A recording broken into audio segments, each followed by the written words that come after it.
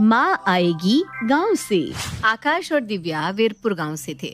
दोनों की शादी को 15 साल हो गए थे और उनके 2 बच्चे भी थे, गोलू और चिंकी।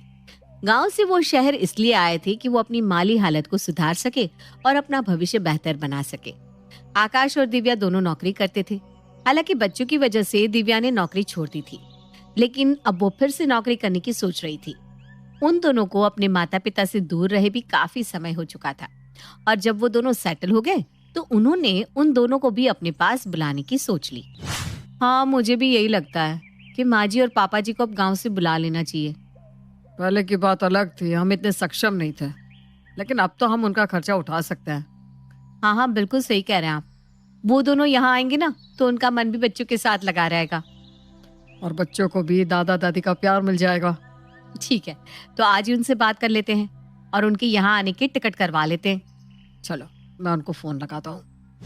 दिव्या और आकाश का सोचना ये था कि अब उन्हें अपने माता पिता को यहाँ बुला लेना चाहिए, जिससे बच्चों का और उसके माता पिता का समय भी अच्छे से गुजरे। इसी बात को ध्यान में रखते हुए आकाश ने माता पिता को फोन लगाया। हेलो, प्रणाम पापा, कैसे हैं आप? हम तो ठीक है यहाँ बेटा, तुम कैसे हो? और बच्चे? हम सब भी यहाँ ठीक है पापा। हम सोच रहे थे कि अब आपको यहाँ आ जाना चाहिए। अब हम दोनों भी सेटल हो गए हैं, अच्छा खासा कमा भी रहे हैं, इसलिए आप और माँ यहाँ आ जाइए। अच्छा, पर तुम्हें और बहू को कोई तकलीफ तो नहीं होगी ना हमारे वहाँ आने से? अरे कैसी बात कर रहे पापा, हमें क्यों तकलीफ होने लगी? वो तो पहले हम खुद अपने पैरों पर खड़ा होना चाहते थे, इसलिए आप लोगों से अलग थे। अब यहाँ सब कुछ अच्छा हो गया है, आप और माँ यहाँ आ जाइएगा। 1 मिनट, अपनी माँ से ही बात कर लो। हाँ आकाश बेटा, ये तो तुमने बहुत अच्छा सोचा। हमें बिना तुम्हारी, गोलू की, चिंकी की बड़ी याद आ रही थी, इसीलिए तो कह रहे हैं माँ हम टिकट भिजवाते हैं, आप लोग आ जाइए यहाँ। हम 5 दिन के बाद की टिकट निकलवाते हैं, तब तक आप अपना सामान बांध लीजिए। ठीक है बेटा। चलो अच्छा है, अब हम भी आकाश के साथ वहीं रहने जा रहे हैं। हाँ अच्छा तो है, पर कुछ दिन पहले आकाश फोन पे कह रहा था कि दिव्या फिर से नौकरी करने वाली है। कहीं हमें इसलिए तो नहीं बुला रही बहू कि हम उनके घर का काम करें और वो आराम से ऑफिस में काम करें? अरे अब ये सब तो चल कर ही पता चलेगा ना। और यहाँ भी तो घर का काम करती हो, वहाँ थोड़ा सा काम कर लिया तो क्या फर्क हो जाएगा? आप ना कुछ समझते ही नहीं हो जी। हम सब कुछ समझते हैं। देखो बेटा, बहू प्यार से बुला रहे हैं, वहाँ चलकर कोई तमाशा मत कर देना, समझी? हम कहाँ कुछ करते हैं जी, आप तो जब देखो हमें ही कोसते रहते हैं। चलो अब बातें बंद करो और सामान बांधना शुरू कर दो। हाँ हाँ ठीक है। कावेरी को डर था कि दिव्या उसे वहाँ इसीलिए बुला रही है जिससे वो उसे घर और बच्चे को संभालने को दे दे और खुद ऑफिस जाकर काम कर सके। लेकिन दिव्या के मन में क्या था, अब वो तो वहाँ जाकर ही पता चलने वाला था। आकाश देखो, माँ जी और पापा जी का कमरा ठीक है ना? मैंने यहाँ सब कुछ बदल दिया है जैसा उन्हें पसंद है। हाँ, ये सही किया तुमने। वो क्या है ना, वो गांव से आ रहा है तो उन्हें अलग अलग नहीं लगना चाहिए। मैं समझती हूँ, इसीलिए तो मैंने उनके कमरे में सब कुछ उनकी सुविधा के हिसाब से ही रख दिया है। वो लोग आज शाम को ही ट्रेन से उतर रहे हैं, मैं उन्हें ऑफिस से आते वक्त लेता आऊंगा। ये दादी आ रही है, अब तो बहुत मजा आएगा। हाँ, अब तो पूरा दिन तुम दोनों को उन्हीं के साथ रहना है, समझे दोनों? हाँ हाँ, हम तो उनके साथ ही रहेंगे मम्मा। आकाश शाम को अपने माता पिता को घर ले आया। दोनों आकाश का घर देखकर काफी दंग रह गए। अरे वाह, आकाश क्या घर बनाया है बेटा, ये तो महल से कम नहीं लग रहा। सच में? सच में, गांव में ऐसे घर तो बस साहूकार लोगों के ही होते हैं। पापा हम भी तो साहूकारी हैं अब। मेरा मतलब है मैं अच्छा कमा लेता हूँ, इसलिए आपको फिक्र करने की जरूरत नहीं है। मैं चाहती हूँ तो हमेशा आगे बढ़ता रहे बेटा। माँ जी पापा जी आइए, खाना लग गया है, बैठिए। बहू, तुमने घर को तो बहुत अच्छे से सजाया है। हाँ दिव्या बहू, ये बात तो माननी पड़ेगी कि तुमने घर को बहुत सुंदर बनाया है। साथ में नौकरी, बच्चों को संभालना, कितनी होशियार है हमारी बहू। सच में, आजकल इतना सब एक साथ कर पाना कितना मुश्किल है, लेकिन तुमने तो सब कुछ बड़े अच्छे से संभाला है। बस नजर ना लगे मेरे बेटे बहू को। ये सब तो आप दोनों का आशीर्वाद है माँ जी। लीजिए, आप दोनों खाना शुरू कीजिए, मैं गरम गरम रोटियां लेकर आती हूँ। आकाश के माता पिता के आने से घर का माहौल और भी अच्छा हो गया था। और तो और बच्चे भी खुश हो गए थे दादा दादी के आने से। गोलू, चिंकी, चलो तुम दोनों अब दादा दादी को आराम करने दो, बहुत हो गया खेलना। नहीं मम्मा, थोड़ी देर खेलने दीजिए ना दादा दादी के साथ। अरे कल सुबह तुम दोनों का स्कूल है ना, चलो। और दादा दादी दोनों थक गए हैं, उनको आराम करने दो। वैसे भी कल से तो हमारे साथ ही रहेंगे ना। ठीक है मम्मा। चलो दोनों अपने कमरे में। माँ जी, पापा जी, कल से मैं भी फिर से नौकरी शुरू कर रही हूँ। हाँ हाँ बहू, तू आराम से नौकरी करने जा। यहाँ हम दोनों है ना, हम सब संभाल लेंगे, तू बेफिक्र होकर जा। कावेरी ठीक कह रही है बहू। वैसे भी अब गोलू और चिंकी तो बड़े हो गए हैं और हम दोनों भी यहाँ आ गए हैं। थैंक यू माँ जी और पापा जी। अब आप दोनों आराम कर लीजिए, मैं चलती हूँ। दिव्या ने नौकरी फिर से करने का फैसला कर लिया था, क्योंकि अब उसके बच्चे भी बड़े हो गए थे और उसके सास ससुर भी घर पे रहने आ गए थे। अब उसे किसी बात की कोई फिक्र करने की जरूरत नहीं थी। अरे दिव्या, तैयार हो जाओ तुम भी, मैं तुम्हें ऑफिस छोड़ता हुआ जाता हूँ। हाँ हाँ बस अभी आई। पापा, यहाँ नीचे गार्डन भी है और मंदिर भी है, आप दोनों होकर आइएगा, आपको अच्छा लगेगा। हाँ हाँ जरूर, अब तो हमें यहीं रहना है, हम आसपास सब घुमाएंगे। बेटा तू घर की चिंता बिल्कुल मत करना, मैं हूं ना, मैं सब कुछ देख लूंगी। माँ जी, वैसे तो बच्चे स्कूल चले गए हैं, मैंने खाना सब टेबल पर रख दिया है, बच्चों का भी आपका भी, बस उन्हें खिला दीजिएगा और आप दोनों भी खा लीजिएगा। मैं शाम को आकर खाना बना दूंगी रात का। अरे बहू, मैं हूं ना, सब कुछ देख लूंगी, तो आराम से अपने काम पर ध्यान दे बस। ठीक है माँ जी, हम दोनों चलते हैं, आप प्रणाम। माँ और पापा के आने से कितना काम आसान हो गया है ना। हाँ, अब मुझे बच्चों की चिंता नहीं है, वो अपनी दादी के पास है, सलामत है। अरे तुम फिक्र मत करो, माँ सब कुछ देख लेगी अच्छे से। आकाश और दिव्या अब निश्चिंत थे, क्योंकि उन्हें पता था कि उनके बच्चे सही सलामत अपने दादा दादी के साथ हैं। लेकिन कावेरी को अब भी दिव्या की बातें खटक रही थी। देखा, 2 दिन हुए नहीं हमें यहाँ आए और कैसे नौकरी पर चली गई। अरे तुम फिर से शुरू मत हो जाओ अभी। दिव्या बहू बहुत ही अच्छी है, तुम खामखा उस पर शक करती रहती हो। अरे मैं कहाँ कह रही हूँ कि दिव्या बुरी है, मैं तो बस एक बात कह रही थी। खैर ठीक ही है, दोनों कमाएंगे तभी तो घर चल पाएगा। ये की ना तुमने समझदारी वाली बात। चलो अब मुझे नाश्ता दे दो, थोड़ी देर में बच्चे भी आते होंगे। हाँ जी देती हूँ। चिमन काफी समझदार और सुलझा हुआ इंसान था, इसलिए वो हमेशा ही कावेरी को संभाल लेता था। दोनों ने नाश्ता किया और उसके बाद थोड़ा सा आराम किया। इतने में बच्चे भी आ गए। अरे आ गए बच्चों। दादी बहुत भूख लगी है, जल्दी से खाना दे दीजिए। अरे हाँ हाँ, तुम दोनों हाथ मुंह धो लो, मैं अभी खाना लगा देती हूँ। ठीक है दादी, हम अभी हाथ मुंह धोकर आते हैं।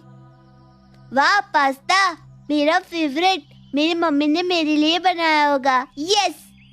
अरे वाह, मम्मी को पता है गोलू को ये सब पसंद है, इसीलिए तो तुम्हारे लिए स्पेशली बनाया। क्यों? लेकिन मुझे पास्ता ज्यादा पसंद नहीं है। हाँ वो बात तो है, लेकिन अब मम्मी गोलू के लिए स्पेशल बनाती ही है, क्योंकि उन्हें पता है कि वो और कुछ खाता नहीं। अब तुम्हारे लिए नहीं बनाया क्योंकि तुम बड़ी हो, है ना, शायद इसलिए। हाँ, इसीलिए शायद मैं बड़ी हूँ, समझदार हूँ। हाँ, और वैसे भी मैंने देखा है कि मम्मी ना गोलू को ज्यादा लाड करती है, वो छोटा है ना। चलो चलो खाना खा लो, जल्दी करो। बच्चों का पूरा दिन दादा दादी के साथ अच्छा बीता और शाम को जब दिव्या और आकाश लौटे तो बच्चे काफी खुश थे। बस चिंकी थोड़ी सी नाराज थी। देखो तो दोनों कैसे खुश लग रहे हैं। पापा, हमने दादाजी के साथ खूब मस्ती की आज। उनको परेशान नहीं किया ना? अरे नहीं नहीं नहीं, इनके साथ तो हमारा बचपन याद आ गया हमें। चिंकी क्या हुआ, तुम इतनी उदास क्यों लग रही हो? आपने मेरे लिए स्पेशल क्यों नहीं बनाया? गोलू के लिए पास्ता बनाया। ओह सॉरी, कल ना मैं आपके लिए कुछ स्पेशल बना कर जाऊंगी, ठीक है? ठीक है। ये हुई ना बात, दो ताली। धीरे धीरे दिव्या भी अपने काम में सेट हो गई। चिमन और कावेरी को भी अब यहाँ मजा आने लगा था, लेकिन कावेरी को अब भी दिव्या से न जाने कैसी तकलीफ थी, जो दूर होने का नाम ही नहीं ले रही थी। माँ जी, आज से मैंने आधे दिन के लिए काम वाली को भी रख दिया है। आज से वो आपका कमरा, रसोई सब कुछ साफ करती हुई जाएगी। हाँ माँ, आप और पापा बस आराम से बच्चों के साथ वक्त बिताइए। अरे दिव्या बेटा, कावेरी को इस घर में काम क्या होता है? खाना और बाकी सब काम तो तुम करके जाती हो, बस इसे बच्चों को ही तो देखना होता है, और क्या? जी पापा जी, लेकिन अब इनकी भी उम्र है, वो ये सब काम क्यों करे, इसलिए मैंने आज से काम वाली रख दी है। अरे तुम फिक्र मत करो, मैं सब कुछ देख लूंगी, तुम दोनों आराम से काम पर जाओ। ठीक है माँ जी।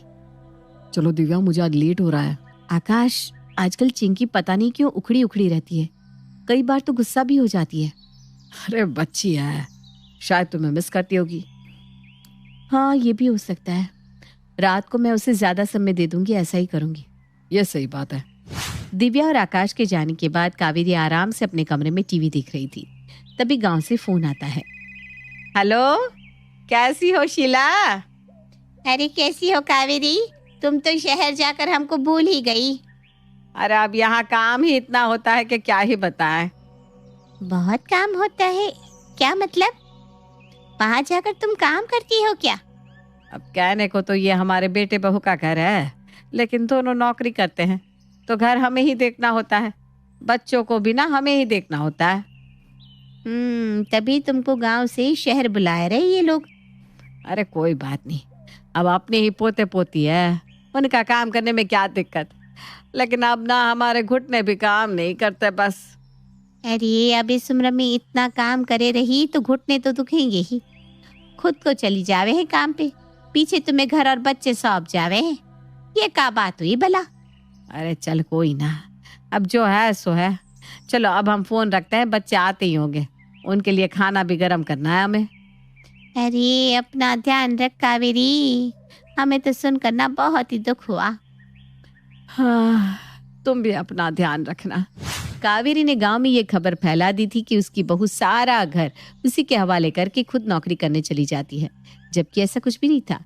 लेकिन यहाँ तक तो फिर भी ठीक था, पर कावेरी ने जो बीज चिंकी के मन में डाला था उसका नतीजा बहुत बुरा होने वाला था। अरे आ गए तुम दोनों?